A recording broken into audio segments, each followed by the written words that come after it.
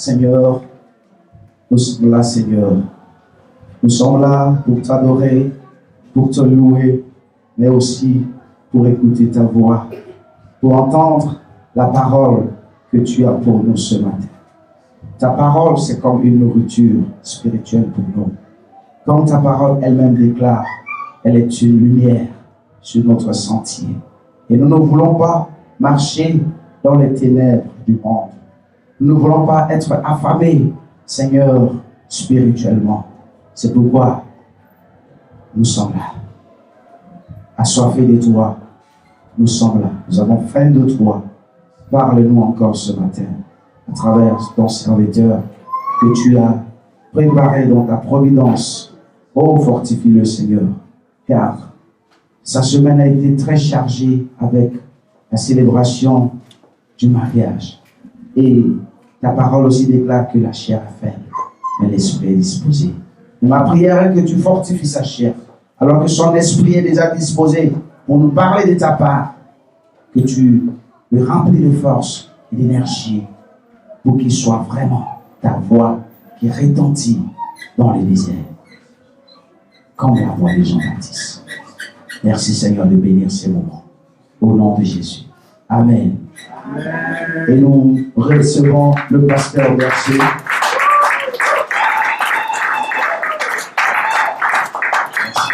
Bonjour à tous.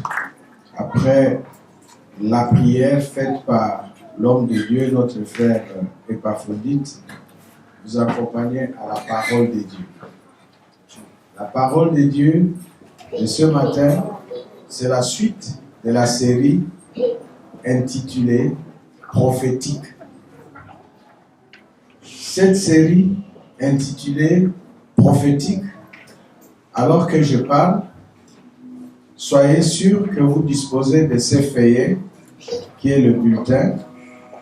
Ça vous permet de disposer des grandes lignes du contenu du message comme schéma, auquel schéma ou grande ligne vous pouvez ajouter librement ce qui vous intéresse à travers ce que vous suivez ici. Parce que ce ne sont que des grandes lignes. Prophétique comme série, c'est pour inviter notre vie d'enfants de Dieu à une dimension prophétique. C'est pour engager notre vie des personnes, des femmes, des hommes, des jeunes filles, des jeunes garçons à être une vie à la dimension prophétique. Et nous avons, en parlant de prophétique, évoqué les concepts qui sont attachés ou qui déterminent prophétique, qui au fait est qualificatif. Et les concepts qui les déterminent, c'est prophètes, qui sont des individus, des personnes que Dieu utilise, et prophétisme, qui consiste dans l'activité des prophètes.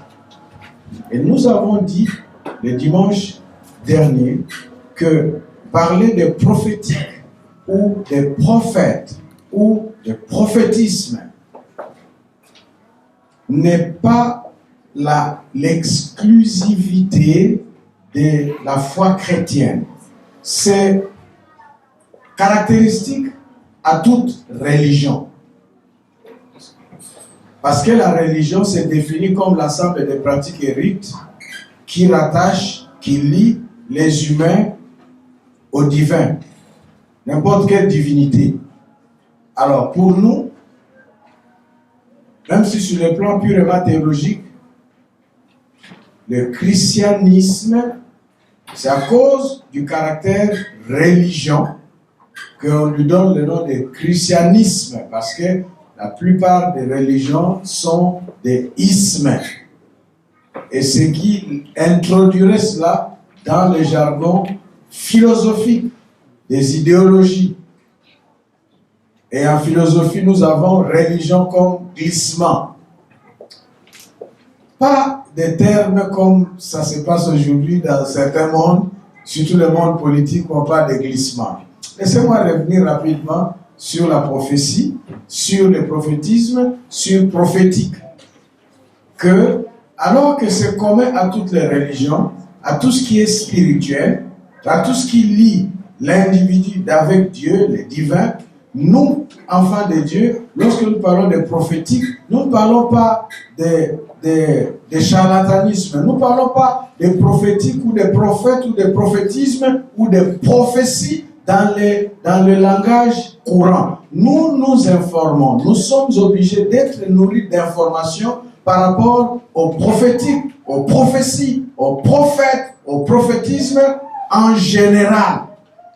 Comment ça se passe? De telle sorte que si vous entendez ou vous vivez des phénomènes ou des choses ou des propos ou des scènes liées au prophétisme, vous pouvez déjà savoir où est-ce que je me trouve. Est-ce que c'est dans le correct? Est-ce que c'est le vrai Dieu? Est-ce que c'est mon Dieu? Est-ce que c'est ce qui est orthodoxe par rapport à la parole? Et donc, nous sommes en train de parler de prophétique dans le contexte chrétien, dans le contexte de la foi chrétienne, des enfants de Dieu. Et si vous voulez, dans le cadre de la religion chrétienne qu'on appelle le christianisme, même si théologiquement parlant, le christianisme n'est pas une religion, c'est plus qu'une religion. En fait, ici, il faut vous dire que religion, c'est l'ensemble des choses. D'ailleurs, les philosophes disent, et les scientifiques, la religion est créée par les humains. Ils ont un certain nombre de rites, de croyances, de pratiques qu'ils mettent en place pour les mettre en contact avec le divin. C'est eux qui initient toutes ces choses-là, qui les mettent en contact avec le divin, les dieux. Alors que le christianisme et la foi chrétienne, l'initiative part des dieux. Nous avons beaucoup d'autres différences. Je ne vais pas ici vous parler des religions. Je voudrais ici vous amener à comprendre la spécificité, l'exclusivité caractéristique qu'il y a en tant que le fait prophétique propre, commun à toutes les religions, c'est présent. Le prophétisme, ça me rappelle ici une femme, une sœur de cette église, pour qui nous avons prié, ma femme et moi, parce que elle était habitée d'un mauvais esprit. Bref, enfant de Dieu converti, marié à un enfant de Dieu converti tous les deux, mais elle n'avait pas été délivrée dans son esprit, de cet esprit qu'il avait assujetti et habité avant sa conversion. Au fait, dans son pays, avant de se convertir, elle exerçait le prophétisme très profond. Le prophétisme au sein de, je voulais dire, du ministère, de la chose de son papa. En fait, son papa est un charlatan. Il donne le travail, il donne les promotions. Vous avez des problèmes de mariage, vous allez le voir. Il vous regarde, il vous consulte, il dit, vous ne vous mariez pas parce qu'il y a ceci. Et il fait ces choses, je vous demande. Bien sûr, nous savons ici. J'ai en majorité ici des Africains qui connaissent ces choses-là. Il vous dit, amenez-moi ça et ça et ça, et il vous amenez et il vous fait des choses, et puis allez-y, vous allez voir. Les hommes vont vous chercher. Mais si il y a des mêmes qui donnent des précisions, vous verrez, il y a un qui viendra. Mais voilà celui que vous allez accepter. Il vous donne des détails. Alors, il donne une chance pour mariage, pour enfant, pour, c'est pas moi, beaucoup de choses, pour travail, pour sécurité, pour protection. Alors, cette sœur-là, à l'époque, son père, avec plusieurs femmes et plusieurs enfants, parmi lesquels elle, lorsque les gens venaient consulter le papa, c'est elle qui animait, elle chantait. Et vous voyez encore la place de l'adoration, de la chorale, de la musique, du chant, dans le culte, dans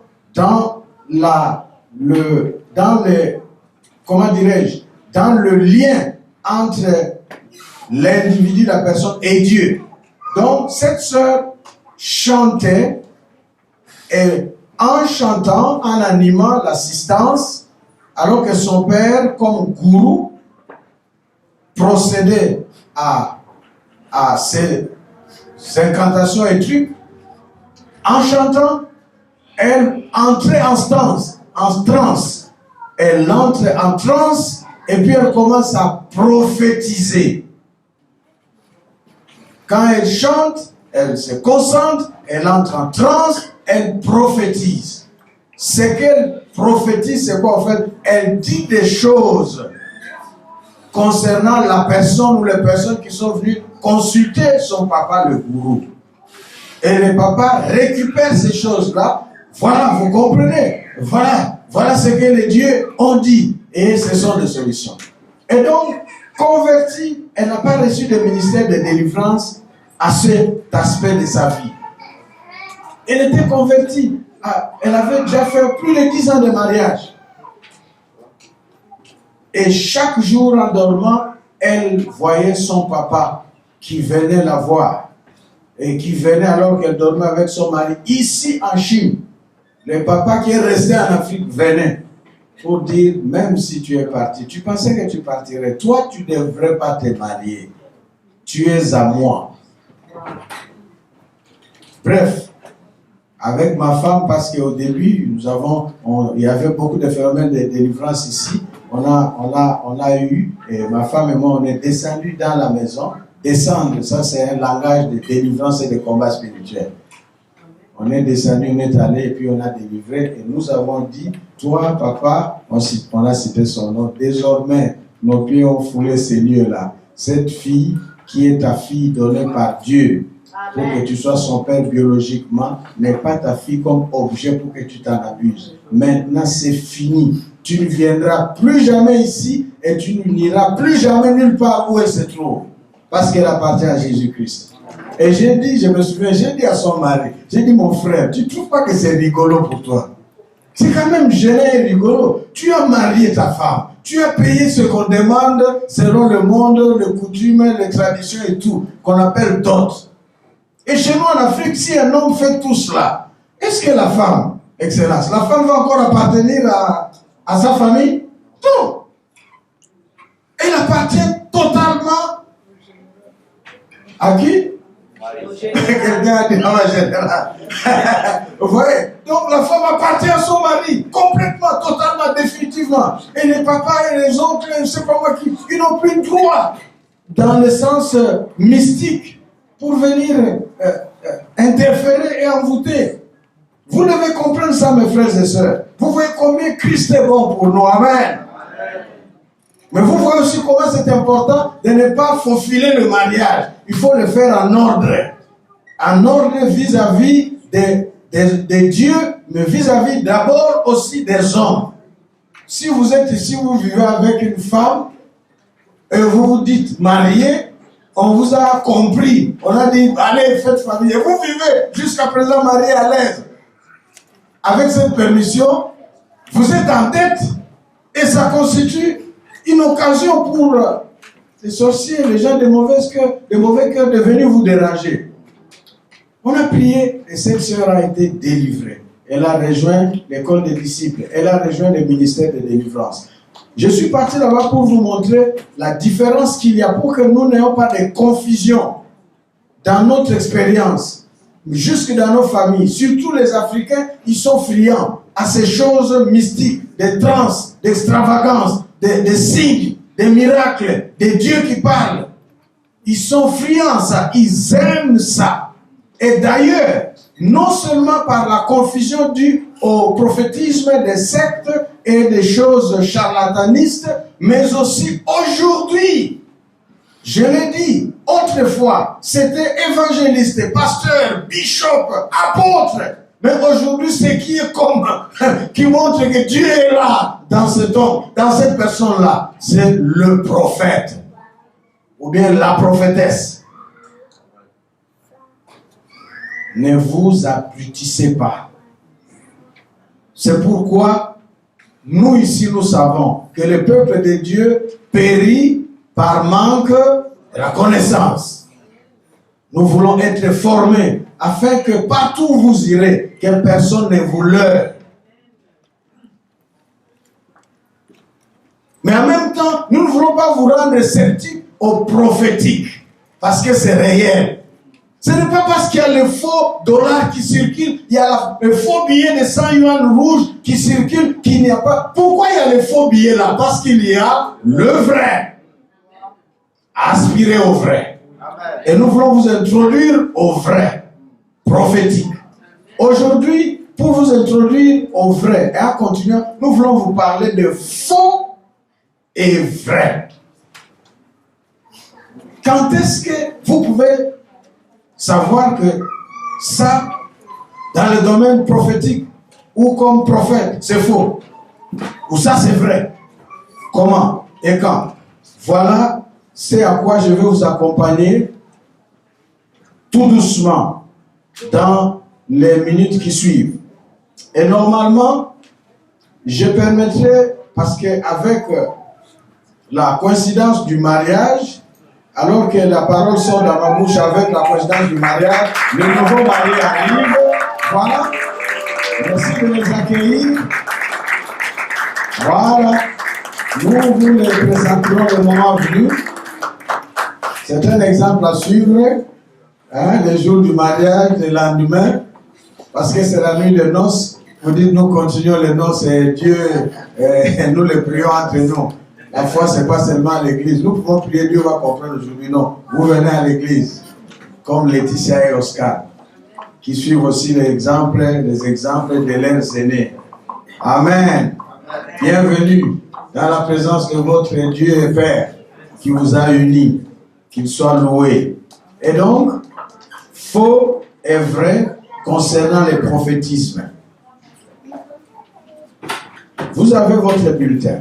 Ici, notez que tout ce que je vais parler maintenant, de temps en temps, je vais faire un petit saut dans les usages non chrétiens ou bien dans les usages faussaires. Mais nous le faisons dans le cadre de la parole de Dieu par rapport à notre foi biblique. Et qui dit dans le cadre de la parole de Dieu par rapport à notre foi biblique, nous inscrit dans l'Ancien Testament et le Nouveau Testament. Or, le phénomène prophétique, il prend ses racines et ses origines d'abord essentiellement dans l'Ancien Testament.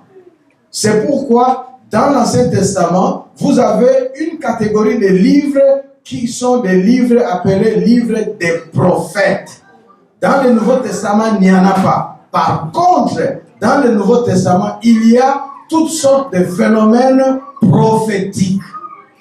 Et donc, nous voulons voir comment est-ce que de l'enseignement de la parole de Dieu autour du prophétisme, des prophètes et des prophéties, nous pouvons être nourris pour être à même de discerner le vrai du faux. Comme je l'ai dit, dans la Bible, vous avez des références bibliques en vrac que vous pouvez découvrir chez vous qui parlent des prophètes. Un exemple, nous lirons ce passage plus tard. Mais laissez-moi vous introduire avec deux exemples. Un se trouve dans l'Ancien Testament, dans Deutéronome, dans 1er Roi 13. Le texte de 1er Roi 13, quand je l'avais lu, ça m'a laissé perplexe. Vous lirez ça chez vous. Ça met en scène deux prophètes. Certaines Bibles intitulent le vieux prophète et le jeune prophète. Il y a un jeune prophète qui a été envoyé par Dieu, parce que nous avons dit ici que le prophète est comme le porte-parole de Dieu, est comme la bouche de Dieu, est comme la personne qui reçoit des messages inspirés de la part de Dieu. Et dans l'Ancien Testament, comme dans la Bible, on pouvait attribuer le rôle et le ministère des prophètes au ministère et au rôle des prédicateurs. Voilà. Alors, même si prophète a beaucoup trait à la révélation des mystères des choses, la prédication consiste à aller dans la parole, à lire, à préparer, à interpréter et à expliquer. Et quand on lit la parole, on l'explique, il y a une dimension prophétique, parce qu'il y a des vérités inspirées qui ne sortent pas de l'effort exégétique ou herméneutique. dû à la science. Vous allez à une école, n'importe laquelle, vous faites toutes sortes de formations théologiques, ça ne va pas vous rendre à même de recevoir les déclics spirituels dans la parole. C'est l'œuvre du Saint-Esprit. Alors ça, c'est par rapport à l'usage du prophétisme dans le langage général, dans le langage courant. Maintenant, dans la Bible, comme je le disais tout à l'heure, il y a, je parlais de deux exemples. Dans l'Ancien Testament, 1er roi 13, quand Dieu veut se servir de quelqu'un comme prophète, il donne une ligne de conduite, il donne des prescriptions. Et nous devons apprendre à observer les prescriptions de Dieu, parce que la vie courante fait des prescriptions. Comment nous avons survécu le temps de coronavirus jusqu'à présent? C'est à cause des prescriptions. On nous dit portez les masques. On nous dit saluez-vous comme ça. On vous dit distanciation. Nous savons que c'est salutaire et nous observons cela. Ça vient des personnes qui peuvent se tromper. D'ailleurs, ils sont en conflit et jusqu'à présent, vous savez quelles sont les théories contradictoires en rapport avec ça. Ils sont tous experts en la matière. Les médecins, nous allons avec notre corps. Il nous dit, je vais faire ça, ça, ça pour que ça marche. Et nous allons. Il dit, pour ça, on doit te mettre comme si tu étais mort. Comment on appelle ça? On te donne quoi? On te fait quoi? Anesthésie. Et on te dit, tu seras comme mort. Et nous acceptons. Et ils nous déchirent. Et ils font tout ce qu'ils font. Nous ne sommes conscients de rien. Nous acceptons. Et après, nous nous voyons. Et nous sommes là. On a un peu de douleur. Nous leur faisons confiance. À plus forte raison. Devons-nous le faire à celui qui nous a créés, qui dépasse ces personnes qui maîtrisent leur expertise, leur domaine, mais qui peuvent aussi faillir. Notre Dieu ne faillit en rien. Il a donné des instructions à ces vieux prophètes. Je suis en 1er roi 13. Il lui dit, voilà tu partiras, voilà le message, voilà le ministère. Mais écoute, quand tu vas, ça me fait penser aux sorciers et aux voyants, aux charlatans de chez moi. Je ne sais pas chez vous comment ça se passe. Je connais un homme qui est devenu fou. Chez moi, dans ma ville natale à Kikwit. Lui, ce qu'il fait, c'est seulement courir. Courir. Et il parle. Et l'autre, il ne fait qu'écrire. Il vous écrit des théorèmes là, Pythagore. Il vous écrit des théorèmes de mathématiques. Il démontre. Mais il est fou. Savant en mathématiques. Les élèves de lycée vont le consulter avec des examens de leur niveau de collège. Et quand on lui présente, fou, il fait ça par terre là, sans réfléchir, automatique.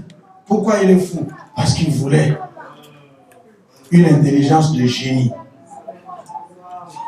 Ces gens ont toujours des prescriptions. L'autre qui ne fait que courir. Même si vous l'appelez, il ne regarde pas devant. Parce que quand il est allé consulter, on lui a dit ça là, ça marche, tu vas voir. Mais seulement, même si on t'appelle, ne réponds pas. Et surtout quand tu marches, ne regarde pas derrière. Et ça me fait penser à ça. Pourquoi? Parce que ce prophète-là que vous découvrez en 1er roi 13 a eu des prescriptions de la part de Dieu. Entre autres, ne pas manger. Ça nous a aidé, ma femme et moi. Ça va être une révélation pour certaines personnes. Lorsque nous, on grandissait dans la foi et qu'on nous initiait à l'évangélisation au ministère de délivrance, je me souviens de mes aînés, ils ont dit, quand vous quittez, vous allez quelque part pour le ministère. Vous faites le ministère. C'est pourquoi, très souvent, quand je vais pour un ministère, manger, boire, c'est un autre programme. Vous faites le ministère. C'est inspiré de ces prophètes-là. Dieu lui a dit, tu ne manges pas là-bas. Tu pars, tu fais le ministère, tu reviens. Il est parti et il a rencontré un autre prophète qui était là-bas. Et qui lui a dit, ah mais toi, on m'a dit tous les exploits que tu as fait. Viens, tu as besoin d'énergie parce que tu vas repartir. Il est parti à cheval. Tu vas rentrer chez toi, tu manges chez moi, tu laves tes pieds et puis tu repars. Homme de Dieu, prophète. Et l'autre dit, je ne mangerai pas. Je ne coûterai de rien. Dieu me l'a interdit. Et ce vieux prophète de dire, moi aussi, je suis prophète comme toi. La Bible dit, il a tendu un piège. Lisez 1 Roi 13, vous découvrirez la suite. Il y a des prescriptions. Vous voyez, nous nous trouvons en face, dans la même parole de Dieu, vis-à-vis de la même pratique spirituelle religieuse, en face de deux prophètes. Tous deux vrais. Mais en ce moment précis, l'un est dans le faux. Alors qu'ils sont tous deux vrais prophètes de Dieu. Ce n'est pas le fait d'être utilisé comme prophète de Dieu qui fait que tout ce qui sort de sa bouche et tout ce qui se fait comme ministère est toujours véridique et orthodoxe. Discernement. Amen. Je reviens dans le Nouveau Testament en Actes des Apôtres. La scène des prophètes qu'on appelle les fils de Sceva. Ils ont vu comment la délivrance se faisait, le ministère prophétique. Comment est-ce qu'en pleine prière, les gens pouvaient révéler des choses. Alors je vous dis, si vous n'avez jamais vécu ça, il y a des gens qui ont vécu ça. J'aime le réveil. Ah, le réveil, c'est bon. Vivre le réveil. Je ne sais pas si vous comprenez. Nous avons vécu. Il y a des gens qui comprennent ce que je dis. Ma femme comprend ça. Mais les gens aussi, certains enfants de cette église, comme, je ne sais pas moi, je ne veux pas citer les noms. Ils sont là, les anciens de cette église, les Oscar, les Eric, surtout Oscar, Eric et Tina. Ils ont vécu des choses. Papa Mathieu est là. Papa Mathieu même était le jour où les gens fuyaient. Papa Mathieu est ici, c'est le doyen. Les jours où, à cause de ce qui s'est passé, les gens, on est là en train d'adorer, on est en ministère de délivrance, on ne touche personne. Seulement en train de proclamer la série de Jésus, quelqu'un est projeté là-bas. Et vous voyez quelqu'un qui commence à tourner comme un serpent. Et là-bas, on parle l'esprit de Python et la délivrance commence. Quand vous voulez aller pour prier pour quelqu'un, vous allez pour prier. Chez moi, les gens aiment venir pour qu'on prie. Ici, parfois, à l'époque, 2001, février 2001, les gens fuyaient. Les gens fouillaient, la salle était fermée. Parce qu'ils ne voulaient pas qu'on les touche. Alors, je dis ça pourquoi? Parce que le réveil est bon. Ces fils de Sceva ont vu le réveil à travers les apôtres depuis la Pentecôte. Ils ont vu comment est-ce que l'Esprit travaillait. Lorsque nous avons vécu le réveil très nouveau dans les années 80, très jeune en âge et très jeune dans la foi. Ah, mais je vous dis, vous venez à l'église comme ça, nous avons vu des gens, vous venez à l'église comme ça, quelqu'un rempli du Saint-Esprit s'élève. Il vient devant toi et dit, toi, allez, devant à genoux. Tu sais ce que tu as fait hier à telle heure. Hier à telle heure, tu étais à tel endroit, impudique. Confesse. Et quelqu'un se rend compte que c'est vrai. Un jeune, il se rend compte que vraiment c'est vrai. Hier, à telle heure, à tel endroit, il était dans la débauche. Et il tombe, il commence à pleurer. Conversion. Ça, c'est juste un exemple. Il y en a beaucoup qu'on a vécu. Mais il y en a aussi une fois, je me souviens, on est venu me chercher en pleine, on était en train de prier entre leaders. Tout nouveau, on vient me chercher, on dit, il se passe des choses là-bas. Et on m'amène dans une salle où les gens prient. Je trouve des gens en train de rouler. Jésus en train de rouler. Et eux qui prophétisaient. Waouh! Et une autre fois, on nous cherche, il y a un problème. Le problème, c'est quoi? À l'école. Une jeune fille au niveau de 5e année du collège était en classe en train de suivre le cours. Et puis le prof pose la question. Elle lève la main pour répondre. Quand elle ouvre la bouche pour répondre en français, elle parle la langue. Elle répond, elle commence à regarder. Et puis le professeur regarde, qu'est-ce qui se passe? Hé, toi, il cite son nom. J'ai dit, réponds à la question. Et puis, tellement que les gens ne comprennent pas, elle se met en extase, en train de parler en langue sans arrêt, baptisée du Saint-Esprit. Parce que nous avons une nuit de prière, un temps de jeûne avant. On vous appelle, on prend la fille, on dit, il faut l'amener, on l'amène à la paritorat, au bureau là-bas, et on cherche une autre personne de son groupe et tout. Et puis la personne vient dire, ça là, je sais c'est quoi. Il faut seulement chercher le frère Diop et tout ça là. On vient nous chercher, on va seulement faire ce qu'il faut faire. Elle parle en langue libérée, et la fille est normale, et elle rentre à l'école. Un autre mon fils spirituel, en pleine prière. Et l'esprit de prophétisme, ils sont en train de veiller. Ils sont ensemble, frères et sœurs, en train de veiller, de prier. Seigneur agis, Seigneur agis. Oh Seigneur, tu es bon. Alléluia. Merci Seigneur. Agis. Oui Seigneur. Excusez-moi. Rempli du Saint-Esprit. Rempli du Saint-Esprit. L'esprit du prophétisme. Le Saint-Esprit de Jésus-Christ agit. Et le prophète s'élève. Écoutez, moi, votre Seigneur Dieu, je parle. Écoutez-moi. Toi, frère Vanel, Dieu me dit, ta femme, oh frère Daniel, ne doute pas dans ton cœur. D'ailleurs, répand ta confiance sur ton doute. Ta femme, c'est la sœur. Et les gens entendent que je cite le nom de la sœur. Je ne vais pas citer le nom de la sœur ici. Sinon, je connais cette église. Si je cite seulement le nom de la sœur, même si c'est un nom d'une sœur qui n'existe pas ici, on va commencer à appeler Vanel comme ça. Et il y a une distribution d'engagement pour les mariages de manière prophétique. Wow. Toi, frère, l'Esprit dit, tu vas te marier avec. Toi, frère, c'est la sœur. Et sœur, toi, c'est le frère. Et comme on avait un enfant qui a été marié avec qui, j'ai dit, ça sent pas bon. Ils sont sincères, honnêtes, mais ils ne savent pas, ils n'ont pas encore la maturité d'exercer le ministère prophétique et le discernement qui est étroitement essentiel et attaché à ces ministères. Vous savez quoi? Personne, des prophéties, des distributions, des mariages, personne ne s'est marié comme c'était dit. Nous allons voir comment ça se passe pour que ce genre de choses se produisent. Je reviens sur les fils d'Eskeva et ils ont vu les apôtres faire. Et ils sont aussi partis avec. Ils ont vu Paul, ils sont partis. Ils ont dit, nous voulons, on a vu Paul procéder comme ça. Il a l'onction.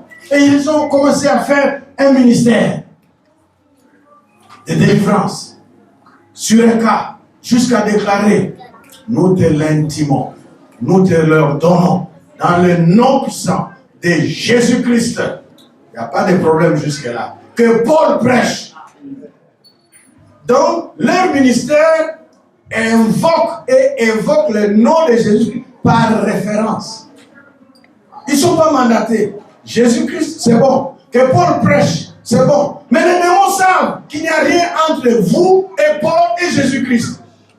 La Bible dit les démons s'est saisi d'eux. Il les a frappés jusqu'à les déshabiller. Et ils ont fui nus. Un démon peut vous enlever les habits. Si vous n'avez jamais vécu ça, nous avons vécu ça. Nous avons été comme ça là. En pleine délivrance. Quelqu'un qui vous prend là. Et qu'est-ce que vous voulez montrer? Vous. Et puis on les regarde, on dit, tu lâches. Dans le nom puissant de Jésus-Christ, tu lâches. Et puis, la personne s'effondre et tombe. Et c'est la délivrance. Ah oui, il y a des personnes qui sont même mortes, devenues fortes, parce qu'ils pensaient que nous étions les fils d'Eskeva. Ici, il n'y a pas de fils d'Eskeva. Je vous dirai beaucoup de choses. Ici, en Chine, ici. Ma femme et moi, on nous a traités de sorciers. Jusque même des blancs. Ah oui. Je veux vous raconter beaucoup de choses parce que c'est des choses très courant. Parce que c'est, comment expliquer ça si vous n'avez pas la foi? Comment expliquer le parler en langue? Si vous n'avez pas la vraie foi, vous n'avez pas vécu ça. Comment vous allez comprendre le parler en langue? Il faut que vous soyez spirituel. Il faut que vous soyez spirituel. C'est pourquoi, moi, je vous encourage. Si vous êtes sceptique au parler en langue, soyez délivrés. Goûtez à cela. Aspirez à cela. Parlez. Vous ne savez pas comment vous le ferez ici. Dites-moi, pasteur, comment ça se passe? Moi, vraiment, je veux parler. Vous parlerez. Je n'ai pas le pouvoir de vous le faire parler, mais je ne suis qu'instrument de Dieu. Et la grâce de Dieu est telle que c'est votre grâce, c'est votre droit. Ah oui, c'est possible. Je vais vous raconter beaucoup de choses sans exagérer. Que vous vous retrouvez comme ça, des gens qui tombent quand vous prêchez. Et puis il y a un homme qui était très fameux. Il est encore là en mission, missionnaire, blanc. Il a monté tout un groupe pour dire non, ce type-là, c'est sûr, il travaille avec les gris-gris africains. Ah oui. Ah oui. S'il n'y avait pas de motif éthique, de discrétion, je vous donne les noms, je vous dis où la personne se trouve, je vous donne les noms de personnes, il vous raconte. On était, ma femme et moi ici, et Berit, jusqu'à aux États-Unis. Elle n'avait même pas encore 1 an. Elle ne se souvient pas. Ce n'était pas ici, dans une ville là-bas. Donc, le domaine du prophétique est un domaine intéressant, alléchant, mais un domaine délicat et glissant. Comment vous devez savoir que vous avez affaire au vrai prophète ou au faux prophète? Que vous avez affaire au vrai prophétisme ou au faux prophétisme? Ou le prophétique devant lequel vous êtes est faux ou il est vrai? Comment le savoir? Vous voyez, je vous amène dans la Bible pour vous montrer que le vrai et le faux est présent. Laissez-moi ici lire pour vous un certain nombre de choses se rattachant au faux prophétique. Le faux prophète s'exprime très souvent au nom de leur divinité ou d'idole. Vous vous souvenez de l'exemple d'Élie, le prophète, et le prophète de Baal. Ok? 1er roi 17, 18. Si vous lisez, vous verrez des récits. Élie et Élisée. Nous sommes dans un ministère prophétique. 2 catégories de prophètes.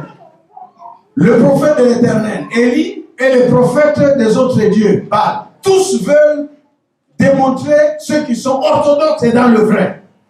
Qu'est-ce qui se passe? Ceux de Baal, pour manifester, démontrer la puissance, ils procèdent par des rites, des cérémonies. C'est taillarder, c'est couper le corps, c'est faire des incisions, faire sortir le sang, tomber avec beaucoup d'autres rites.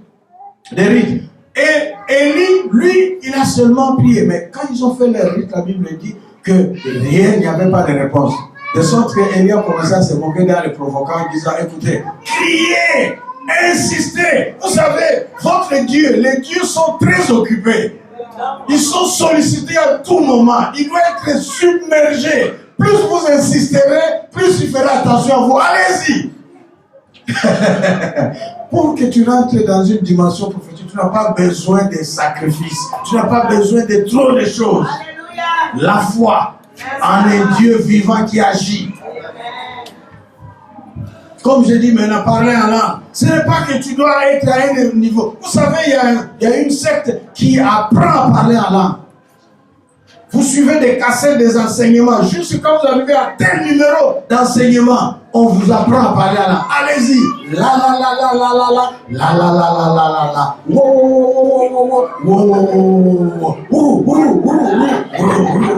Allez, allez-y. La la la la. Et vous, c'est parler en langue. Vous avez parlé. Voilà, voilà. Allez-y, continuez comme ça. Ce n'est pas comme ça. Ça vient de l'esprit. On peut vous accompagner, on peut prier pour vous, mais on ne va pas vous mettre ce qu'il faut dire. Parce que ce que quelqu'un qui parle en langue dit, ça lui vient de l'esprit.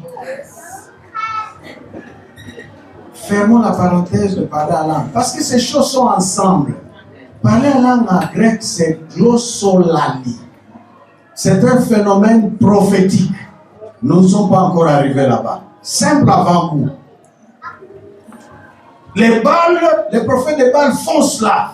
Ils se tailladent. Ils se cassent. Mais Baal n'entend pas. Élie vient. Il ne fait rien. Il dit, ok, parce qu'il y avait les sacrifices. Il faut que le Dieu qui est vrai et le prophète qui est dans le vrai et qui exerce le prophétisme vrai avec un Dieu vrai, que ça se démontre. Comment? On met les sacrifices à la manière de l'Ancien Testament d'Israël, de leur peuple. On met le bois et tout, mais on n'allume pas le feu naturel. Ok? On n'allume pas. On invoque le Dieu qui allume le feu depuis là où il est. Et les Baals n'ont pas pu faire ça.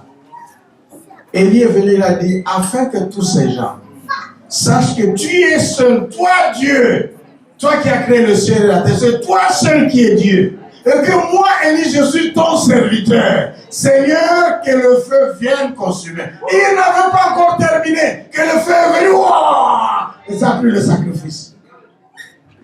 Le prophète vrai et le prophète faux. C'est à travers un certain nombre de choses. Mais laissez-moi ici continuer à énumérer des choses. L'idée que je ressens, c'est de vous donner des informations de manière glossaire. Et puisque nous avons Sainte Seine, vous allez digérer cela. À cause de la coïncidence avec l'après-mariage, dimanche prochain, nous reviendrons sur ça. Et à la fin, vous pouvez poser des questions. Voilà. Par rapport à faux et vrais prophètes. Avant que nous ne passions à un autre aspect du prophétisme. Mais suivez des informations ici, disais-je de manière glossaire. Faux prophètes, ils se servent d'idoles. Par idole ici, attention, vous priez, vous allez chez quelqu'un, c'est très courant dans nos milieux en Afrique, juste dans nos familles. Il y a des gens qui prient, ils ont la Bible, mais en plus de cela, il y a de l'eau, ou il y a de l'huile, ou il y a quelque chose donné par les prophètes, avec des prescriptions. Il faut faire attention. Parfois, il dit, tout ça, c'est Dieu qui a créé. Moi, je prie Dieu, je lis la Bible, mais en plus, il vous donne des feuilles et il vous donne des interdits. Il y a une idolâtrie. Parfois, il y a des statues. Parfois, il y a de l'eau par laquelle on vous fait passer pour vous laver, pour vous faire boire, pour que le ministère prophétique ait un impact. Merci, parce que sur la croix, là, le côté percé du Christ a fait couler de l'eau et du sang. De l'eau pour la vie qui coule. Tu n'as plus besoin d'une autre vie matérialisée, quelle qu'elle soit, que ça vienne des ancêtres. Tu n'en as plus besoin. Tu n'as plus besoin de faire couler un autre sacrifice par lequel le sang passe, parce que le sang de l'agneau, agneau sans tache, est parfait, plus que parfait, comme sacrifice. Tu n'as que simple bénéfice de grâce de recevoir dans la reconnaissance. Les faux prophètes, ils apportent de fausses prophéties. Parfois, des fausses prophéties. En quoi elles sont fausses, leurs prophéties ou leurs messages? Elles sont fausses parce que soit elles ne trouvent pas de base biblique, soit, surtout, elles ne se réalisent pas. Les faux prophètes donnent des messages contradictoires. Contradictoires, soit aux vérités orthodoxes de la parole de Dieu, soit aux messages prophétiques des autres prophètes. Si nous avons plusieurs personnes ici qui reçoivent l'inspiration prophétique du même Saint-Esprit, ils s'adressent prophétiquement sur un sujet. Tous 5 qui prophétisent. Comment va être leur message? Convergent. Amen. Ça ne va pas se contredire. Mais si ça se contredit, nous aurons des problèmes de savoir parmi eux qui parle de la part du Seigneur. La contradiction. Lorsque vous êtes dans un milieu où l'esprit agit, vous recevez des messages prophétiques. Vous avez déjà reçu un message d'un prophète qui n'était pas en rapport avec un autre prophète. Et vous recevez un autre message d'un autre prophète à un autre moment sur le même sujet. Si c'est contradictoire, mettez tout de suite là un point d'interrogation. Message contradictoire. Le Seigneur ne se contredit pas. Sur le même sujet, il vous accompagne prophétiquement, il vous amènera de niveau à niveau, en explicitant, en clarifiant, jusqu'à l'accomplissement de la même prophétie qui a été nourrie et habillée par plusieurs autres. Jamais en vous mettant en contradiction avec le même message, sur le même sujet.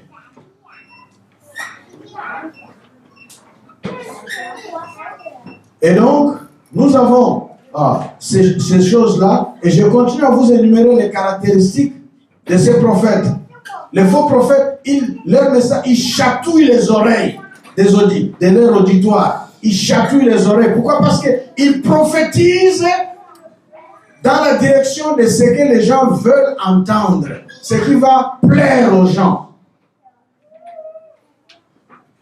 Par exemple, quelqu'un qui a des problèmes, quelqu'un qui vit dans l'adultère ou dans l'impudicité ou dans le vol, dans le mensonge, le prophète va dire Dieu t'aime, il va encore t'élever, il va t'élever. D'ailleurs, il suffit que tu fasses un sacrifice, tu donnes une offrande de sémence. Je vois ta promotion, je vois l'élévation. Oh, apporte la sémence de l'élévation.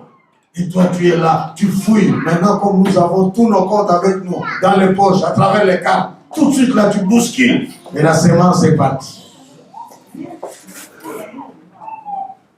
De sorte qu'aujourd'hui même, pour qu'ils paraissent vrais, excusez-moi de vous dire, aujourd'hui, les gens se servent même de la magie et de l'occultisme, d'un second pouvoir, de sorte que ça se réalise. Ah oui. De sorte que ça se réalise. Et vous croyez que, comme ça s'est accompli, il est vrai. Faites attention. Faux vrai prophète. Il parle dans le sens de faire du bien à ceux qui entendent. Le faux prophète se réserve de dénoncer les péchés et le mal. Il n'invite pas très souvent à la repentance. Le faux prophète aime le profit, aime l'intérêt, aime l'argent. Paul va leur dire, ils servent beaucoup, nous avons des motifs différents. Beaucoup servent pour le motif pour nourrir leur ventre. On lui donne à manger, on vire dans son compte et là il fait le ministère. Il fait le ministère, il peut même gêner. Ah oui, ça me fait penser ici à une femme vivant ici, mais qui envoyait au pays chaque fois de l'argent. Parce que le prophète lui disait, tu sais, excusez-moi, nous sommes dans une communauté, nous avons des étudiants, nous avons des diplomates, des ambassadeurs. Parfois, pour qu'on vous maintienne, les gens peuvent fabriquer les choses pour vous dire, le Seigneur m'a révélé une remise, un remaniement. Le Seigneur m'a révélé et votre nom était dedans. Et nous avons prié. Nous sommes en jeûne maintenant là. Votre nom a quitté sur la liste de remaniement. Vous resterez parce qu'on vous a levé déjà. Et comme nous devons prier pour ça, envoyer, je suis là avec le groupe des intercesseurs, il y a eu des prophéties, envoyez rapidement pour entretenir et vous envoyez. Nous avons vécu des scènes ici. Et cette femme envoyée comme ça, il y a des gens qui sont ici, excusez-moi, qui donnent chichement, très calculés ici. Très calculés, mais ils sont très fidèles chez eux, chez les charlatans prophètes. Vous êtes spirituellement où? Je vous dirai ça plus tard. C'est pourquoi moi, je n'ai pas voulu les titres. J'ai dit, si vous voulez, je vais être seulement PB. pasteur berger. Qu'est-ce que ça signifie? Point d'interrogation. À suivre. Revenons pour vous dire que cette femme-là donnait de l'argent comme ça pour la délivrance, pour le travail, pour la protection, jusqu'à ce qu'il y avait son enfant qui était initié à la sorcellerie, qui est devenu sorcier. Et donc, l'argent est donné au prophète, jusqu'aux musulmans, les membres de famille associés. Ça ne marchait pas, la situation de l'enfant s'empirait. Alors qu'elle était dans l'église, en train d'écouter la parole comme vous, comme ça. Je vous dis la vérité, on n'est pas parfait, mais du moins, nous voulons être sincères avec notre Dieu et avec vous. Ah oui, sincère et sérieux. Et Dieu qui regarde le cœur, il voit notre cœur. Dieu qui regarde le cœur, il voit aussi votre cœur. Ah oui, ah oui. C'est avec sincérité. Oscar et Laetitia ont vécu cela. Et moi, je leur disais, je dois vous parler clairement. S'il y a des choses, on se les dit. Vous devez vous exprimer. C'est ça dans la famille. Un enfant de Dieu. Comment vous êtes là dans l'église, comme ça, où on délivre, où on parle, et vous êtes attachés, vous prenez, vous êtes bien chiche ici, mais facilement, dès que vous recevez un coup de fil, et vous envoyez tout là-bas, le gros paquet. C'est malhonnête. C'est pourquoi ne vous étonnez pas. Si ça ne marche pas. Parce que nous ne savons rien, nous ne voyons pas, mais Dieu voit. Ah oui, laissez-moi vous dire ça. Je pointe personne, mais je vous dis la vérité, c'est ce qui se passe. Cette femme-là a compris. Jusqu'à aller consulter les prophètes musulmans. Et l'enfant qui était seulement possédé en sorcellerie, maintenant voyait des personnes en soutane, comme s'habillent les musulmans, dans la chambre, qui viennent et qui les prennent pendant qu'il dort avec sa maman en famille. Partout. Et la maman, elle commençait à pleurer. Ça commençait à devenir manifeste, même dans la nuit dans la maison, même avec des visiteurs. Elle nous a parlé. Je me souviens, on était, ma femme et moi, et puis Paulin. J'ai dit, on va parler avec l'enfant. Cet enfant ne connaît rien. Il sera délivré. On a pris l'enfant. Je lui ai parlé de Jésus. Je lui ai parlé de Jésus. Je lui ai parlé de Jésus. On a parlé. Et puis on a organisé sa délivrance. Il n'a pas besoin de gêner. Parents. Je connais des parents qui disent, tu dois gêner. On impose les jeunes à l'enfant, tout âge confondu. Parce que dans la Bible, même les poules, les chiens, tous les bestiaux, tout devait gêner.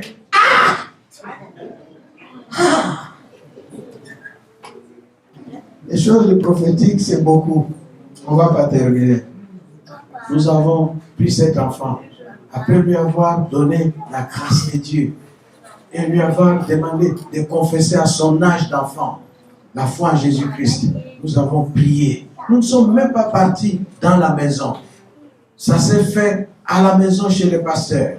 Et puis le dimanche qui a suivi à l'église, j'ai dit, vous m'amènerez, je ferai un appel de tous les enfants.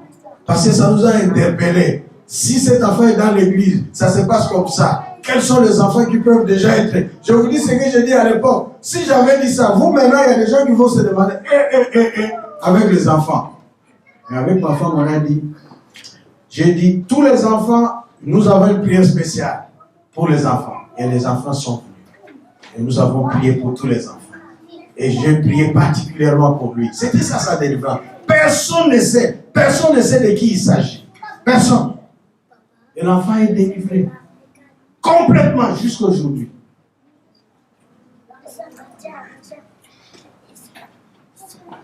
Alors, je ne vais pas aller trop loin. C'est pour vous dire que le ministère prophétique ne s'achète pas à prix d'argent. Amen. Les prophètes ne doivent pas être achetés. Même s'ils parlent bouche à oreille avec Dieu. Ça ne s'achète pas. Ce que nous pouvons donner, c'est une gratitude. D'ailleurs, tout ce que nous offrons, comme les offrandes tout à l'heure, c'est une reconnaissance au Seigneur. D'une part, c'est aussi notre soutien. Une façon, il y a des gens qui donnent pour servir Dieu. Il n'a pas le temps de venir, d'être à la chorale, ou de faire la technique, ou de faire ceci. Dans son cœur, son appel, c'est donner le nécessaire financier qui fait fonctionner le travail de Dieu. Il sert Dieu au même titre que ceux qui font la technique et autres. Il y a d'autres qui donnent comme expression de gratitude. Ça, c'est obligé à tout enfant de Dieu.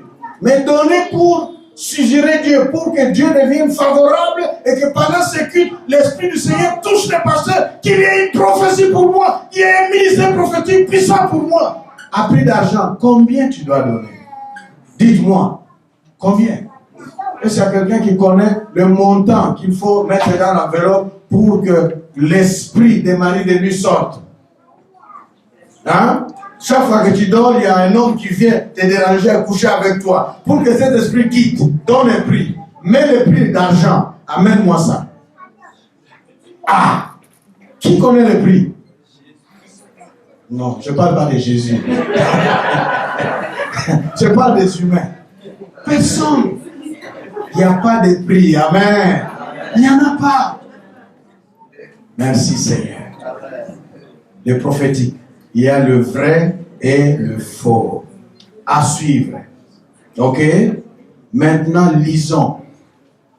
Nous allons lire seulement 2 passages. Et ça nous permet à la Sainte Seine. Les amis de la technique souffraient que nous lisions Deutéronome 18. Vous avez ces textes-là. Les passages que nous lisons se trouvent à la fin de votre bulletin. Vous avez plusieurs textes, mais nous lisons Deutéronome 18, qui est là, 18 à 22, et 1 Jean. Ça nous introduit au faux et vrai prophète, au faux et vrai prophétisme. Dimanche prochain, nous terminerons. Notez, vous avez ça. Si vous avez fini de noter, vous fermez vos notes. Nous nous levons pour lire ça en proclamation et nous prions pour préparer nos cœurs à la Sainte Seine. Je voudrais vous encourager à ouvrir votre cœur. Si vous voulez engager votre vie à une dimension prophétique, c'est une dimension des mystères. Les mystères les plus rassurants, c'est dans les mains de Dieu.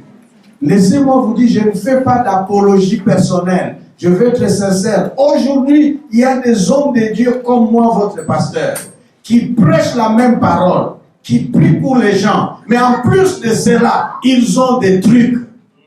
Écoutez-moi très bien. Ils ont des trucs, soit des talismans, soit des choses de leurs ancêtres, de leur famille, qu'ils mélangent pour vous faire du bien. Ils disent pour faire le bien. C'est anti-biblique. Et nous ne voulons pas vous laisser être la proie de ces choses-là. Nous sommes avec vous. Moi, j'ai connu le Seigneur, j'ai vécu des choses, j'avais à peine 19 ans. Jusqu'à aujourd'hui, tout ce que j'ai vécu, quand je vois ces gens faire des trucs, j'ai dit, waouh, à peine 19 ans jusqu'à aujourd'hui, qu'est-ce qui va me tenter à aller prendre une bague, un truc là? Pourquoi? Parce que j'ai vu plus. Sans puissance, comme ça, tu es là, tu prêches, quelqu'un est projeté jusque là-bas. Et il est délivré. Sans savoir, tu prêches, l'Esprit te dit, cette femme devant moi est enceinte. L'enfant qui est dedans est un garçon. Le mari, le papa de cet enfant n'a pas de travail. Dieu qui a donné cet enfant donne du travail. Et une femme en pleurs, dans le noir de l'Afrique, elle sort, elle avance, c'est moi. Et tu pries. Et une année après, nous rentrons dans la même église parce qu'on était des visiteurs avec ma femme. On amène, quand on va pour le ministère, on nous montre une femme avec un homme, avec un garçon. Et le pasteur du pasteur, vous vous souvenez, l'année dernière, à telle période, quand cette prophétie sortait, ma femme me représentait dans un mariage. Elle était grosse de Jessica. Nous sommes en 1996, samedi. Et le lendemain, elle a accouché. Moi, j'étais en plein ministère. Ça, on appelle ça ministère des sacres, ministère spécial. La femme à terme. Maintenant, j'ai grandi, j'ai changé. Je ne veux plus faire ça. Je serai avec elle. Heureusement, elle ne peut même plus être enceinte. C'est déjà fini. Quand nous sommes repartis l'année dernière, cette année suivante après, on nous montre que le pasteur me dit, pasteur, vous vous souvenez, la prophétie, ça s'est accompli le lendemain. Monsieur qui est là a été appelé, il avait été embauché. Il travaille jusqu'aujourd'hui. On m'a dit quel travail. L'enfant pour lequel Dieu avait parlé, qui était dans le ventre, c'est cet enfant, c'est un garçon. On lui a donné le nom de Diop. J'ai dit, écoutez, ne donnez pas Diop. Diop, c'est un surnom que je me suis ajouté. Mon nom, vraiment, vraiment, si vous voulez, c'est Jess. Et voilà. Ça, c'est un cas comme ça. Il y a plusieurs noms, il y a plusieurs enfants qu'on a donnés comme ça. Ça se passe dans le ministère, ça se passe même en famille. Ah oui, vous êtes prophète de la part du Seigneur dans votre famille aussi. Jusque partout où Dieu vous envoie.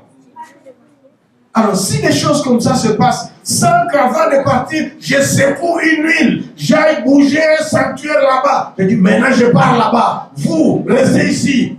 Soufflez. Sans que je ne fasse rien. Seulement Jésus-Christ, la parole de Dieu. La foi et le Saint-Esprit travaillent. Pourquoi aujourd'hui, je vais aller à